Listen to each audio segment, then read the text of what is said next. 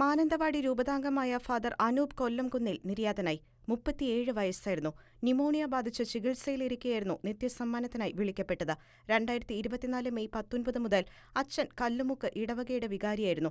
അടുത്ത നാളുകളിൽ ആരോഗ്യപരമായ അസ്വസ്ഥതകൾ അച്ഛനെ ബാധിക്കുകയും അത് കഠിനമായ ന്യൂമോണിയയായി പരിണമിക്കുകയും 2 ആഴ്ചയോളം തീവ്രപരിചരണം സ്വീകരിക്കുകയും ചെയ്തിരുന്നു.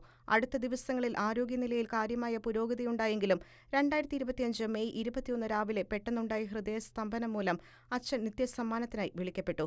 വളരെ ചെറുപ്പത്തിൽ തന്നെ മരണം മൂലം മാനന്തവാടി രൂപതയ്ക്ക് അനൂപ് അച്ഛനെ നഷ്ടപ്പെടുമ്പോൾ രൂപതാ കുടുംബം ഏറെ ദുഃഖിക്കുന്നതായി രൂപതാ വൃത്തങ്ങൾ അറിയിച്ചു.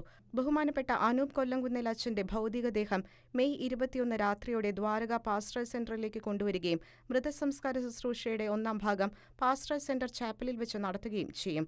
22-ാം തീയതി രാവിലെ 7 മണിക്ക് അച്ഛനുവേണ്ടി വിശുദ്ധ ബലി അർപ്പിക്കുകയും തുടർന്ന് മൃതസംസ്കാര ശുശ്രൂഷയുടെ 2-ാം ഭാഗം നടത്തുകയും ചെയ്യും.